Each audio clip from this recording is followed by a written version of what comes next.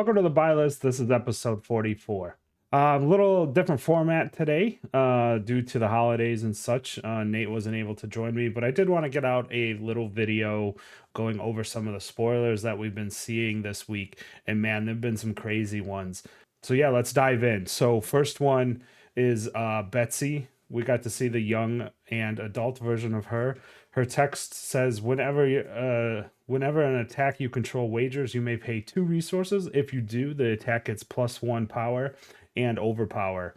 Overpower, as we've seen in Bright Lights, can be a pretty powerful keyword overall, right?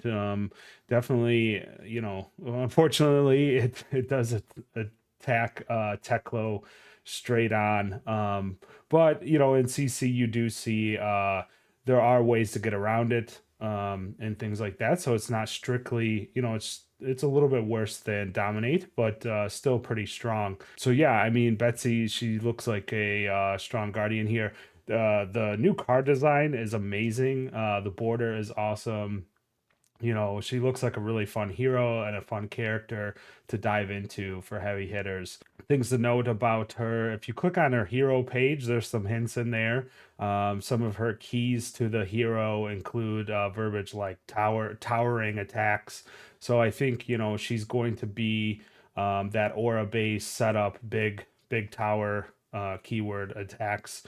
We did see an aura be dropped with her as well, the red being +5, and it allows the attack to wager as well, which, she needs to activate her hero ability. So that's pretty good. We saw, and it was confirmed that Marvel heroes are in the set, so she's going to be a Marvel. It looks like, again, from her hero page, that she'll have a young hero, a young Marvel, and an adult Marvel. So really interesting that they could be going that route, right? Nothing's confirmed on that front, but it kind of looks like it's that way.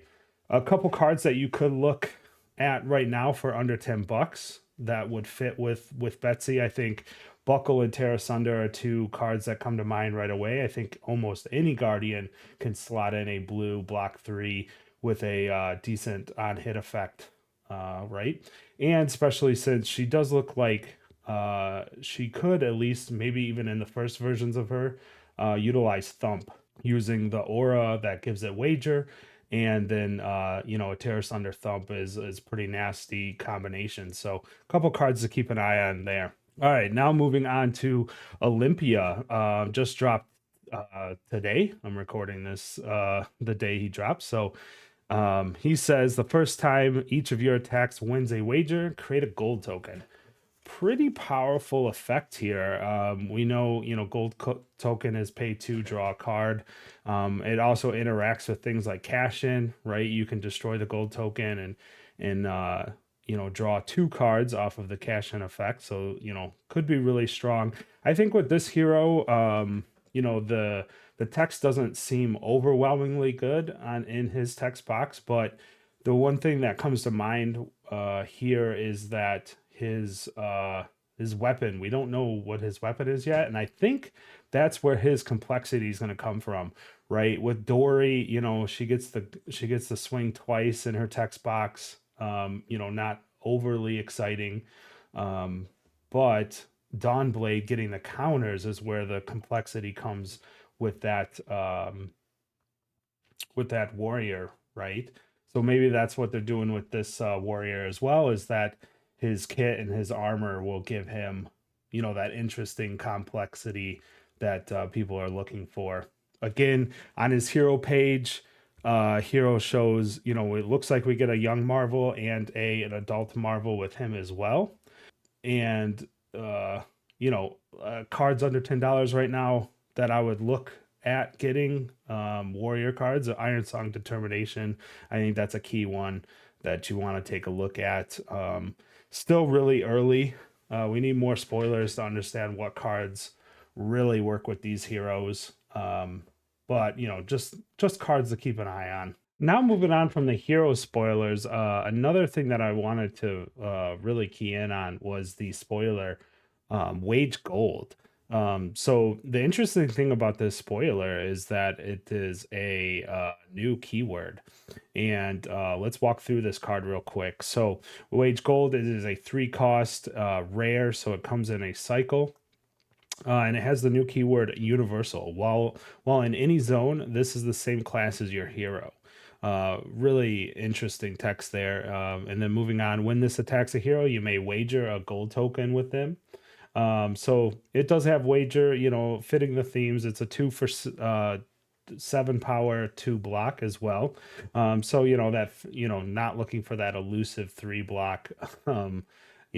So and I think that's okay, right? It makes sense, and this card kind of fits that template. But getting back to universal, I think that this keyword is going to be ultimately very rare. I think this is a keyword that unlocks a lot of interaction with the entire card pool.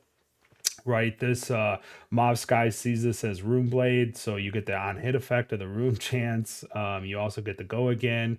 When you boost this away as a Mechanologist, it becomes a Mechanologist card, so you don't miss on boost.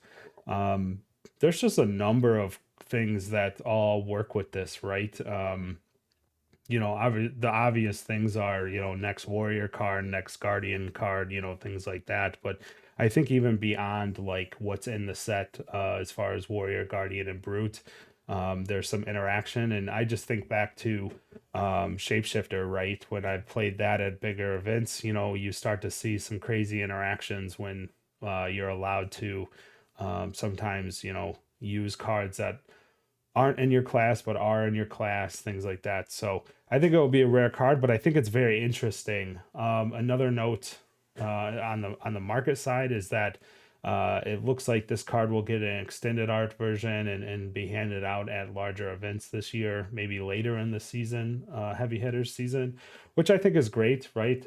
Moving away from the majestic extended arts, getting closer to that death touch extended art that we saw. So overall, I think this card's a win. And yeah, I think they'll be super careful with this keyword. And then I wanted to talk a little bit about what Marvel heroes mean for heavy hitters, because I think that's a pretty big announcement overall.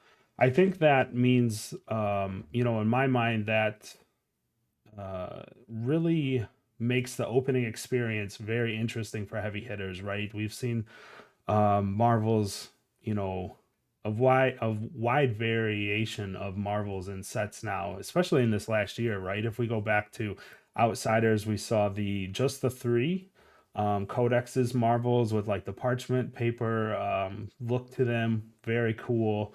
Overall, I don't think they were a very successful Marvel. I think over time they will be more successful. Very hard to pull, but very niche as well. And I don't think a lot of people liked playing them in their deck, right? There wasn't a drive to. I think they were less blingy, or at least in my opinion, they're less blingy than other Marvels.